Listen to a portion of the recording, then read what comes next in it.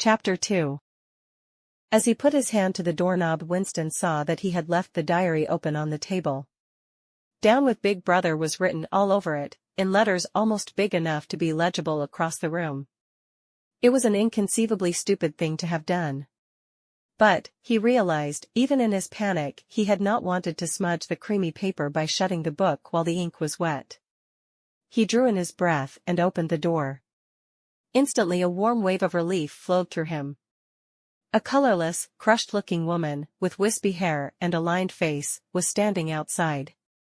"Oh, comrade," she began in a dreary, whining sort of voice, "I thought I heard you come in. Do you think you could come across and have a look at our kitchen sink? It's got blocked up," and it was Mrs. Parsons, the wife of a neighbor on the same floor. Mrs. was a word somewhat discountenanced by the party. You were supposed to call everyone comrade, but with some women one used it instinctively. She was a woman of about 30, but looking much older. One had the impression that there was dust in the creases of her face. Winston followed her down the passage. These amateur repair jobs were an almost daily irritation. Victory Mansions were old flats, built in 1930 or thereabouts, and were falling to pieces. The plaster flaked constantly from ceilings and walls, the pipes burst in every hard frost, the roof leaked whenever there was snow, and the heating system was usually running at half steam when it was not closed down altogether from motives of economy. Repairs, except what you could do for yourself, had to be sanctioned by remote committees, which were liable to hold up even the mending of a window pane for 2 years.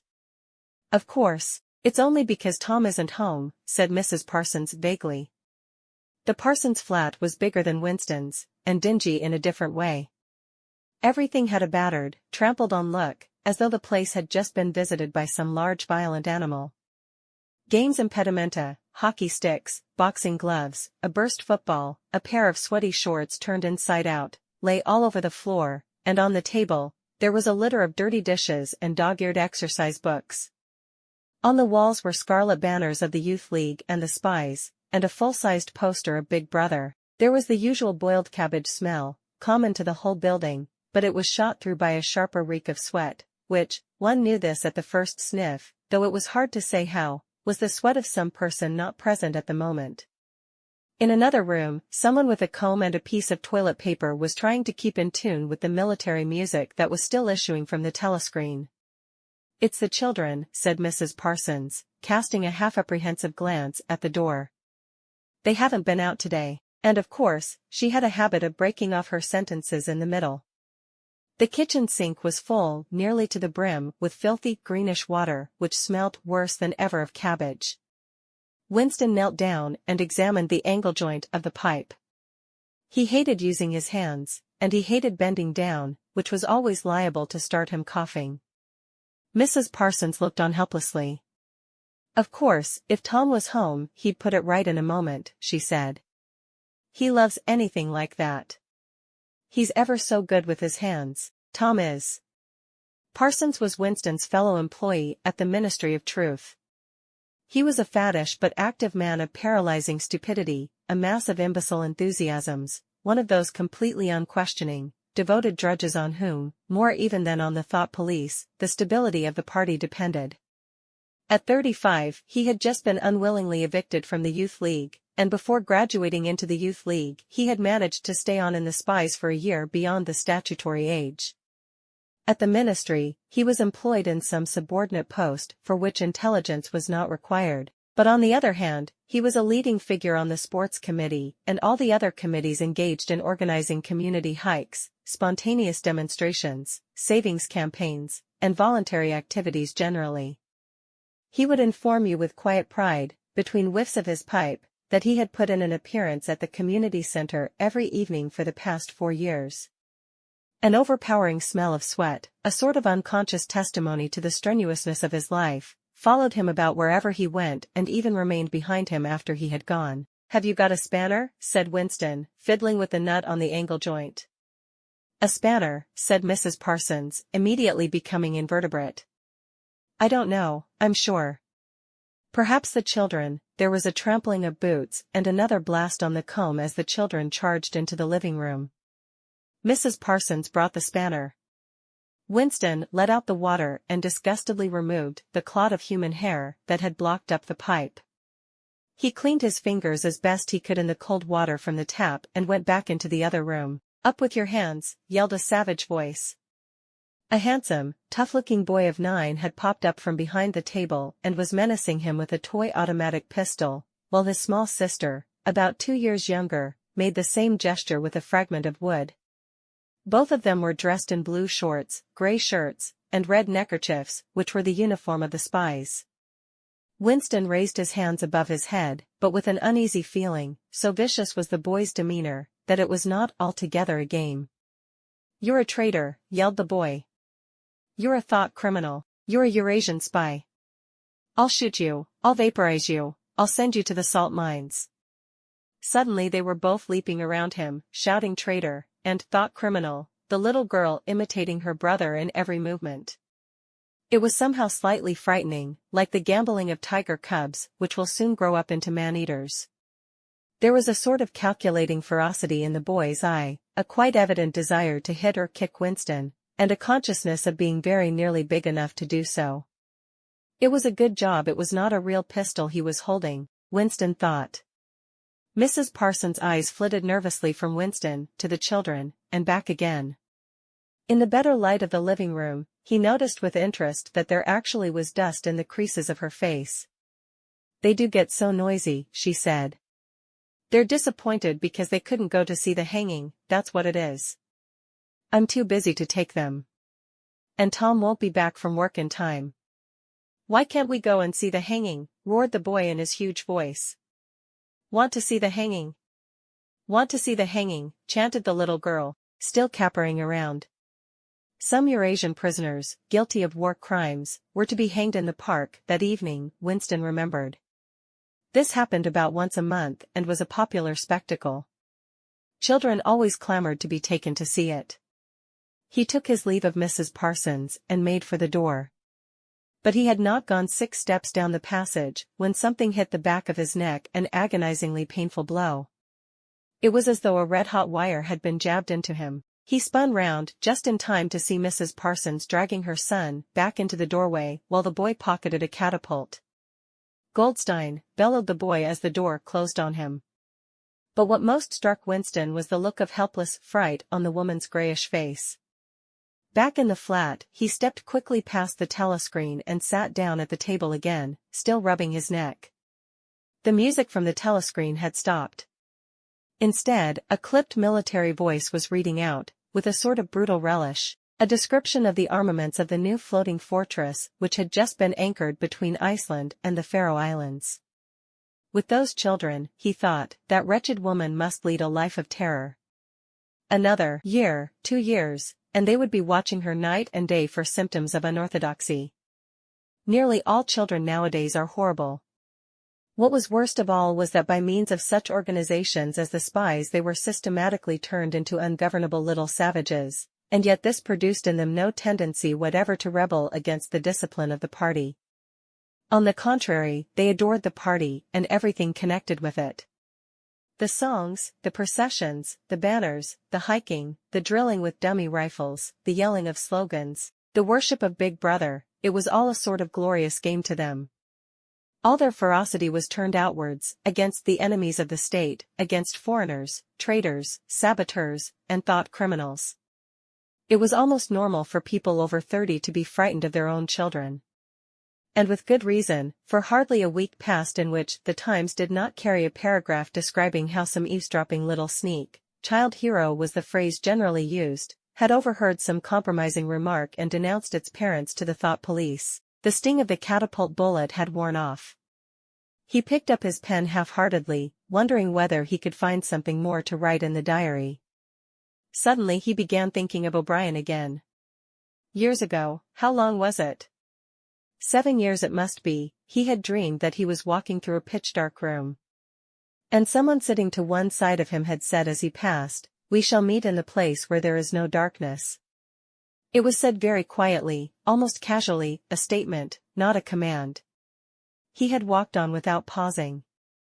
What was curious was that at the time, in the dream, the words had not made much impression on him. It was only later and by degrees that they had seemed to take on significance.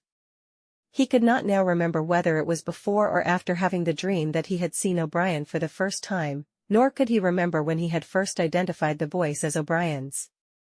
But at any rate, the identification existed. It was O'Brien who had spoken to him out of the dark. Winston had never been able to feel sure, even after this morning's flash of the eyes. It was still impossible to be sure whether O'Brien was a friend or an enemy. Nor did it even seem to matter greatly. There was a link of understanding between them, more important than affection or partisanship. "We shall meet in the place where there is no darkness," he had said. Winston did not know what it meant, only that in some way or another it would come true. The voice from the telescreen paused. A trumpet call, clear and beautiful, floated into the stagnant air. The voice continued raspingly. "Attention! Your attention, please. A newsflash has this moment arrived from the Malabar front. Our forces in South India have won a glorious victory. I am authorized to say that the action we are now reporting may well bring the war within measurable distance of its end. Here is the newsflash." Bad news coming, thought Winston. And sure enough, following a gory description of the annihilation of a Eurasian army, with stupendous figures of killed and prisoners, came the announcement that, as from next week, the chocolate ration would be reduced from 30 grams to 20. Winston belched again. The gin was wearing off, leaving a deflated feeling. The telescreen, perhaps to celebrate the victory, perhaps to drown the memory of the lost chocolate, crashed into Oceania. "'Tis for thee. You were supposed to stand to attention." However, in his present position, he was invisible. Oceania, "'Tis for thee" gave way to lighter music. Winston walked over to the window, keeping his back to the telescreen. The day was still cold and clear. Somewhere far away a rocket bomb exploded with a dull, reverberating roar. About 20 or 30 of them a week were falling on London at present. Down in the street the wind flapped the torn poster to and fro, and the word Ingsoc fitfully appeared and vanished. Ingsoc. The sacred principles of Ingsoc. Newspeak, doublethink, the mutability of the past. He felt as though he were wandering in the forests of the sea bottom, lost in a monstrous world where he himself was the monster. He was alone. The past was dead, the future was unimaginable. What certainty had he that a single human creature now living was on his side? And what way of knowing that the dominion of the party would not endure forever? Like an answer, the 3 slogans on the white face of the Ministry of Truth came back to him. War is peace, freedom is slavery, ignorance is strength. He took a 25-cent piece out of his pocket. There, too, in tiny clear lettering, the same slogans were inscribed, and on the other face of the coin the head of Big Brother. Even from the coin, the eyes pursued you. On coins, on stamps, on the covers of books, on banners, on posters, and on the wrappings of a cigarette packet, everywhere. Always the eyes watching you and the voice enveloping you. Asleep or awake, working or eating, indoors or out of doors, in the bath or in bed, no escape.